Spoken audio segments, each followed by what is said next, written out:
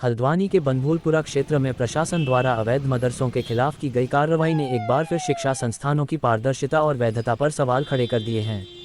मुख्यमंत्री पुष्कर सिंह धामी के निर्देश पर की जा रही यह मुहिम केवल एक क्षेत्र तक सीमित नहीं है, बल्कि पूरे उत्तराखंड में अवैध रूप से संचालित मदरसों पर शिकंजा कसने की शुरुआत है। शिक्षा किसी भी समाज की रीढ़ होती है, लेकिन जब इसकी आड़ में बिना वैध दस्तावेज और अनुमति के संस्थान चलाए जाएं, तो वह न केवल कानून का उल्लंघन है, बल्कि बच्चों के भविष्य के साथ भी खिलवाड़ है। बनभूलपुरा क्षेत्र में की गई यह कार्रवाई इसी प्रकार की अनियमितताओं को खत्म करने का प्रयास है। प्रशासनिक और पुलिस टीम की मौजूदगी में की जा रही इस सख्त कार्रवाई से यह संदेश साफ है कि सरकार अब ऐसे मामलों में कोई ढील नहीं देने वाली। द्वारा बताया गया है कि हल्द्वानी के 18 मदरसों की जांच की जाएगी, जिसके मानक पूरे होंगे वही संचालन किए जाएंगे, बाकी को सीज किया जाएगा। साथ ही हमारी टीम द्वारा जांच कर अभी तक 13 मदरसों को सीज किया जा चुका है। वही बारी पुलिस फोर्स के साथ आवाजाही पर प्रतिबंध लगाया गया, साथ ही ड्रोन कैमरे से भी निगरानी की जा रही है। कुल अभी तक 7 मदरसों पर कार्रवाई हो गई। ये कार्रवाई निरंतर जारी रहेगी। कुछ 18 मदरसे सर्वे टीम द्वारा चिन्हित किए गए हैं जो कि लीगल नॉर्म्स के अंतर्गत नहीं है, उन पर कार्रवाई 7 पे हो गई। आगे जो 18 में से अवशेष बचे हैं उन पर कार्रवाई होगी।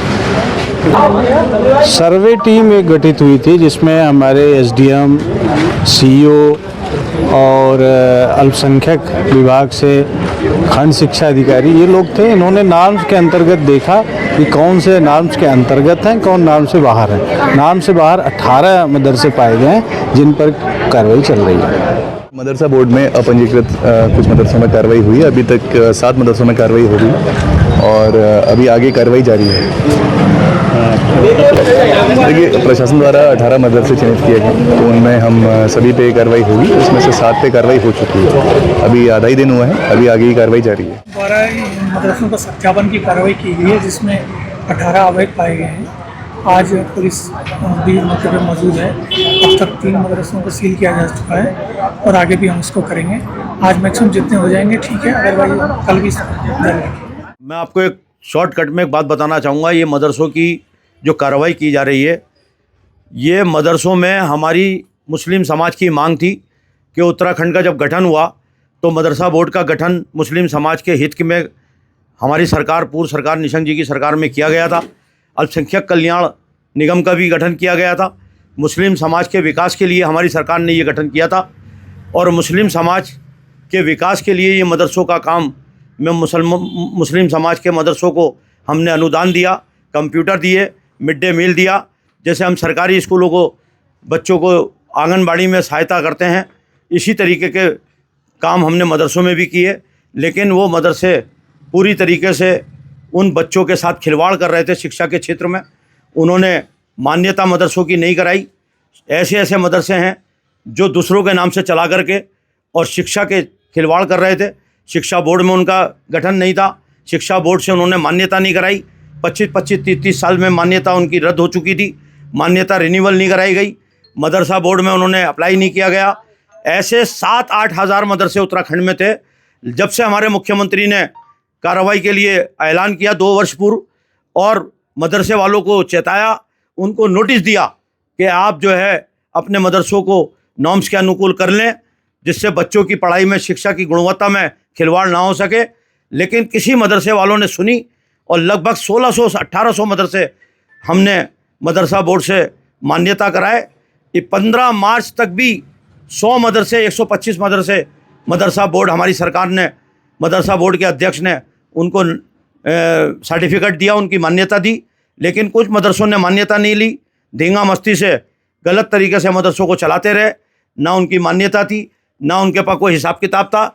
जनता से पैसा, ज़कात का पैसा वसूल करके अपनी दुकानें चला रहे थे और धींगा मस्ती से बच्चों के साथ खिलवाड़ कर रहे थे। धर्म के आड़ में पूरी तरीके से जो मदरसे चला रहे थे। आज पूरे उत्तराखंड में 2 महीने से जो कार्रवाई चल रही थी, उसके बाद भी उन्होंने अप्लाई नहीं किया। उसके बाद भी वो धींगा मस्ती से मदरसों में सरकार को चेता रहे थे। सरकार ने ये बच्चों के हित में, गरीब समाज के बच्चे जो शिक्षा हासिल करते हैं, उनके हित को ध्यान में रखते हुए मदरसों के खिलाफ कार्रवाई की है। और मदरसों के आज जो हल्द्वानी में कार्रवाई की गई है, अभी छोटी कार्रवाई की गई है। मदरसे वालों को हम निवेदन करते हैं कि वो अपनी मान्यता और अपने कागज़ शिक्षा की गुणवत्ता के अनुसार सरकार के अनुकूल करें, जिससे कि सारे मदरसे सरकार के हिसाब से चले और सरकार उनको अनुदान भी देती है। सरकार उनको जो भी सहायता होती है गरीब बच्चों के लिए वो पहुंचाने का काम करती है। मदरसा इरशादुल हक में है, चाहे हमारे उत्तराखंड के 7,000 मदरसे हैं और 1800 मदरसों को जो है मान्यता ले रखी है, बाकी मदरसों ने कोई मान्यता नहीं ली। ये मांग तो मुस्लिम समाज ने रखी थी कि यहाँ पर मदरसा बोर्ड का गठन होना चाहिए। मुस्लिम समाज की मांग पर और मदरसे वालों की मांग पर हमारी सरकार ने, पूर्व सरकार ने, निशंक जी ने इस मदरसा बोर्ड का गठन किया, मदरसा बोर्ड बनाया गया। क्यों नहीं उसमें क्या नाम है मान्यता दी गई? उसमें मान्यता करानी चाहिए और शिक्षा बोर्ड से भी मान्यता करानी चाहिए। इसके अलावा सोसाइटी का रजिस्ट्रेशन होना चाहिए और नगर पालिका और ज़िला पंचायत में वो दर्ज होनी चाहिए, सरकार के दस्तावेज़ों में दर्ज होना चाहिए और जो सरकारी लाभ है वो भी लेना चाहिए। सरकार ने एक नोटिस दिया कार्रवाई करके, सरकार ने उस पर कब्ज़ा नहीं किया है, सरकार ने उसका डोमोलाइज नहीं किया है, सरकार ने उन मदरसों के खिलाफ अभी शुरुआती कार्रवाई की है। उनको ये चेताया जा रहा है, उनको ये समझाया जा रहा है कि आप नॉर्म्स के अनुकूल बनिए, करिए, आप अपने कागज़ों को ठीक करिए, आपको कोई नहीं रोकेगा मदरसा चलाने के लिए।